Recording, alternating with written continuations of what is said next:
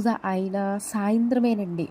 మాకిలా చిన్న కలవలా వచ్చేసిందనమాట. మళ్ళీ ఆ రోజు సాయంత్రమే వర్షం పడిపోయి, అబ్బా!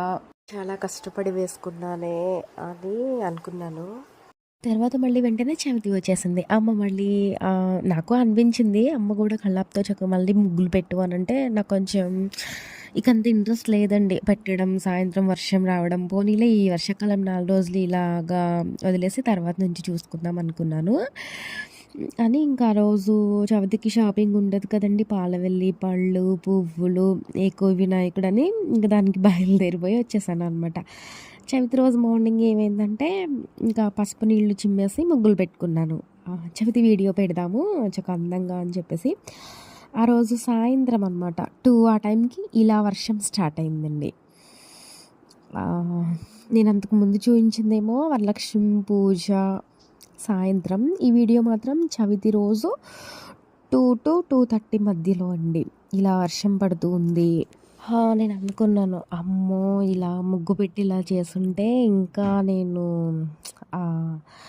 చాలా హర్ట్ అయ్యేదాన్ని. ఇంత కష్టపడ్డాను ఏంట్రా అని అనుకున్నాను.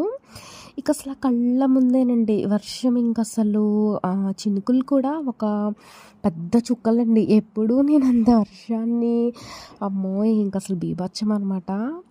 ఆగకుండా పడిపోయిందండి. ఆ వర్షానికి ఒకేసారి వచ్చేసిందనమాట ఇలా వరద. అయితే ఒకటి వర్షం పడితే కంపల్సరీ వరద అని ఎక్స్పెక్ట్ చేసేసాం మేము. కానీ అమ్మో! మరి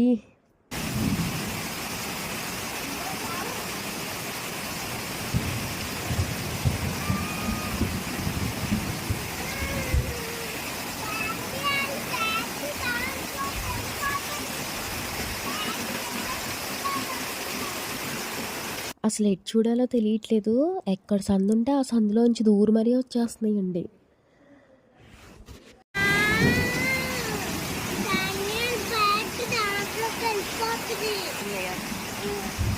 ఇది కూడా ఎక్స్పెక్ట్ చేయలేదండి ఇంత వరద వచ్చేస్తుందని. ఇక ఎటు సర్దుకోవాలో తెలియక అలా అరుగు మీదకి సర్దుకుందనమాట. ఈ సందులో నుంచి అయితే వాటర్ ప్రజెంట్ రావట్లేదు. అంతకుముందే భోంచేసేసి బాగా ఎండండి పొద్దున్న చవితి నాడు. సర్లే ఇక ఆఫ్టర్నూన్ కూడా ఎండ ఉంది. సర్లే అని ఇక అంట్లు ఉంటాయి కదండి క్లీన్ చేసేసినవి ఇంకా అలా కుండీ దగ్గర వదిలేసామన్నమాట, కొంచెం డ్రై అవుతాయని. ఈ కంగారులో ఇంకా అవి కూడా తెచ్చుకోవడం మర్చిపోయాము. ఏంటమ్మా తుక్కు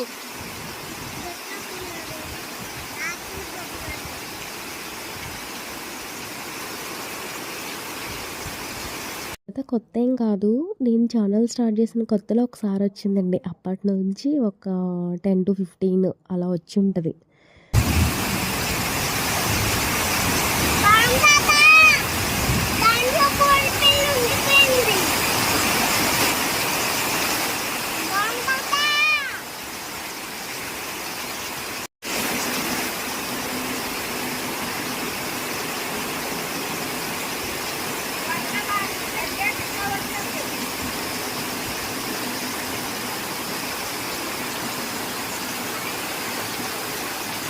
అది 15 సార్లు వరదన్నాను కదండి. ఆ 10, 15 మాత్రం అసలు ఇలా లేదండి.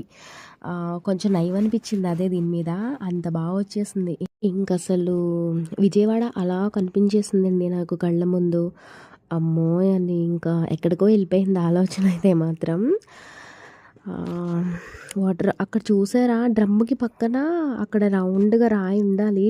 ముందు వచ్చినవి వాటర్ ఏమీ కూడా ఆ రాయి కింద నుంచి వెళ్ళాయి కానీ అసలు పైకి ఎక్కేవి కాదండి.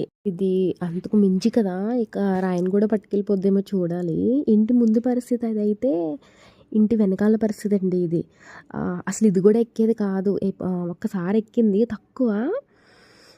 ఇదైతే ఇంకా పొలోమంటూ ఇంక అసలు అలా వెళ్తానే ఉంది కాలవ.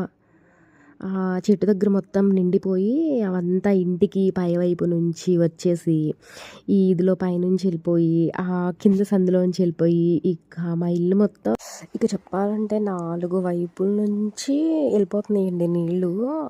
ఒక మాదిరిగా కాదు, చాలా స్పీడ్గా వచ్చేస్తున్నాయి.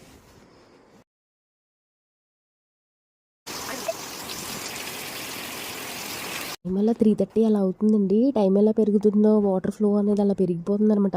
అసలు ఏమాత్రం తగ్గట్లేదు. కొంచెం కొంచెం టైం పెరిగే కొలది ఇంకొంచెం వాటర్ ఫ్లో పెరిగిపోతుందండి. అమ్మో, అసలు ఎప్పుడూ లేదు ఏంటిది, ఇంక అసలు చాలా కంగారు వచ్చేసిందండి. ఎందుకంటే కళ్ళ ముందే మనం విజయవాడ పరిస్థితి విన్నాము, చూసాము ఫోన్లో కానీ టీవీలో కానీ.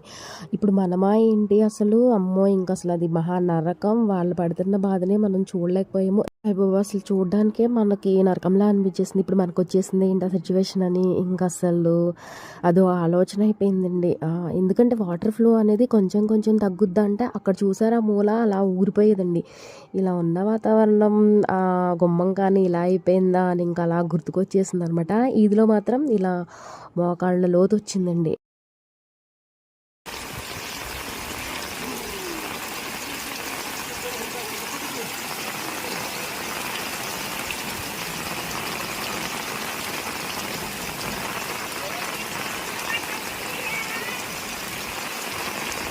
ఇంటికున్న పైవైపు సందు, ఈ సందులో నుంచి మరీ ఎక్కువ వస్తున్నాయండి వాటర్.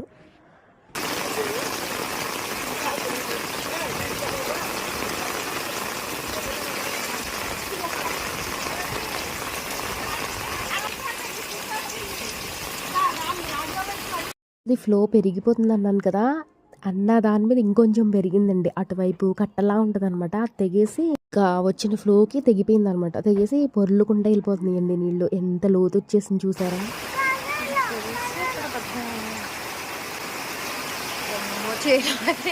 చిన్న సముద్రం చేలోని బాబా.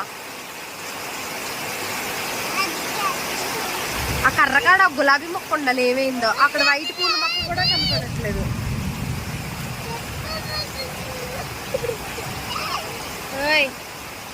ఈ ఫ్లో మాత్రం ఇక్కడ బాగా తెలుస్తుందండి. వర్షం తగ్గాక నాకు తెలిసి ఇక్కడ ఒక పెద్ద గుంటలాగే పడిపోతుంది అనమాట. సందులోని మొత్తం కోసుకుపోద్ది.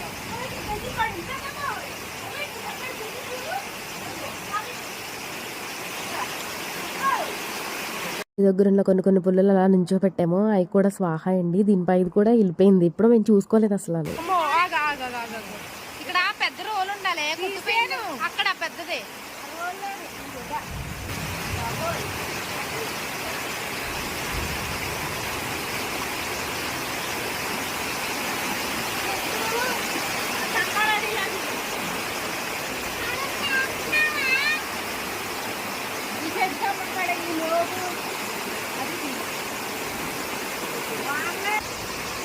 ఏంటది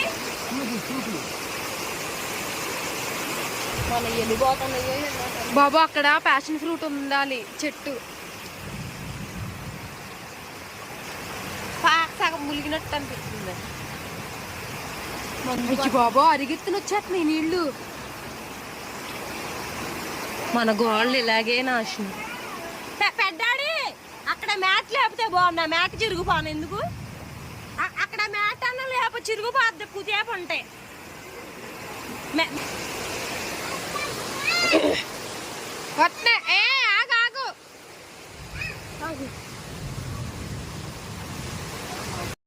ఆ మూల చెట్టు దగ్గర ఉండాల్సిన సూపులు ఈ మూల దాకా కొట్టుకొచ్చేసినాయండి. ఇప్పుడు తెచ్చుకోకపోతే ఇంకా కంపల్లో నుంచి ముందుకెళ్ళి ఇంకా కిందకి వెళ్ళిపోతాయి, దొరకవన్నమాట.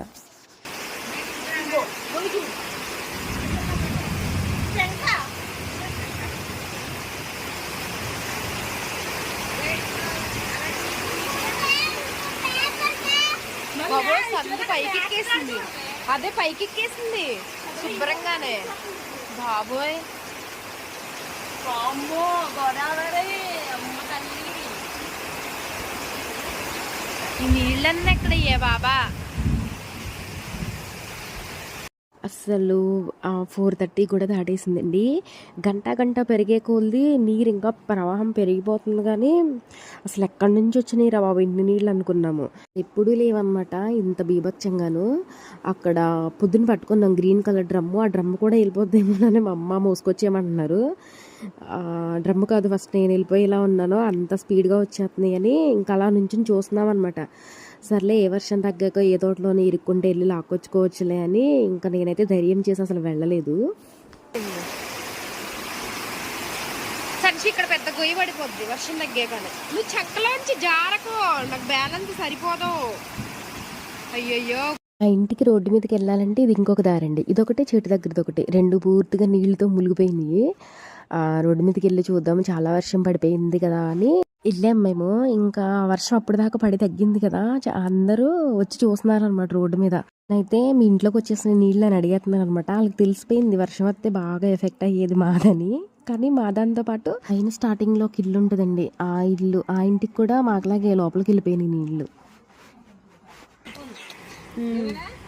అవును, బండి అలానే పెట్టాడు తాతయ్య, వెళ్ళిపోతుంది బండి.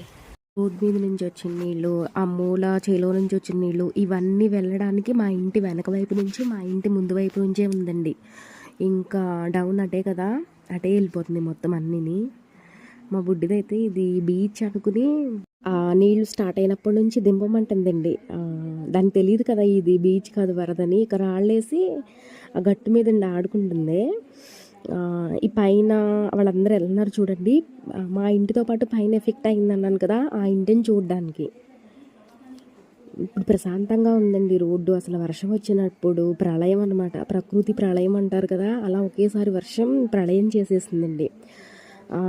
వర్షం అయితే తగ్గింది, నీళ్లు రావడం అయితే తగ్గలేదు. నాకు తెలిసి రేపటికి ఇల్లు పరిస్థితి ఎలా ఉంటుందో, మొత్తం గుంటలు గుంటలు పడిపోద్ది అనుకున్నాము. వర్షం అటువైపు సందులో ఉన్న నీళ్లు కింద పునాదిలో నుంచి ఇటువైపు సందులోకి ఇలా పైకి ఇలా వచ్చేస్తున్నాయండి. సౌండ్ లేదు మాకు, ఏమైపోయింది కింద మొత్తం నీళ్ళు అలా స్టాక్ ఉండిపోయిందా ఏంటి అని చూస్తున్నాము. ఈ సందంతా అదే పరిస్థితి. కాకపోతే ఒకటండి, విజయవాడతో పోల్చుకుంటే ఇది చాలా తక్కువ అనిపించింది నాకు. ఇంకా వీడియో మొత్తం చూశారు కదా, వీడియోని లైక్ అండ్ షేర్ చేయండి, ఛానల్ని సబ్స్క్రైబ్ చేసుకోవడం అస్సలు మర్చిపోవద్దు. మరొక వీడియోతో మళ్ళీ కలుద్దాం. బాయ్.